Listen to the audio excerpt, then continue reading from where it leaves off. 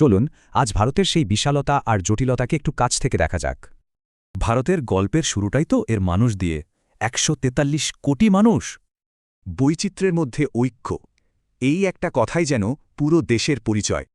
এই বৈচিত্র্যের শুরুটা কিন্তু এর ভূখণ্ড থেকেই, যেখানে দেখা যায় দারুণ সব বৈপরীত্য।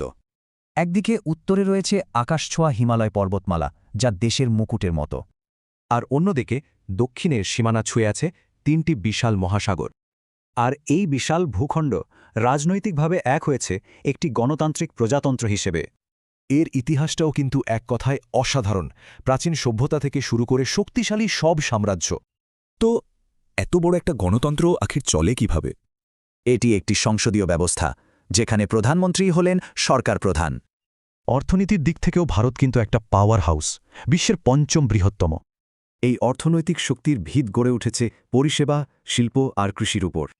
তবে আসল বৈচিত্র্যটা কিন্তু ভূখণ্ডে নয়, বরং এখানকার মানুষের মধ্যে।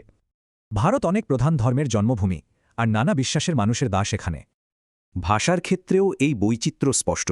দেশে ২২টা সরকারিভাবে স্বীকৃত ভাষা আছে। আর এই বিভিন্ন সংস্কৃতি মিলেমিশে একাকার হয়ে যায় নানা উৎসবের মধ্য দিয়ে। এবার দেখা যাক এই বিপুল বৈচিত্র্যকে ভারত কিভাবে এক সূত্রে বাঁধছে। বেশ কিছু জাতীয় উদ্যোগ আধুনিকীকরণ আর অর্থনৈতিক প্রবৃদ্ধিকে এগিয়ে নিয়ে যাচ্ছে।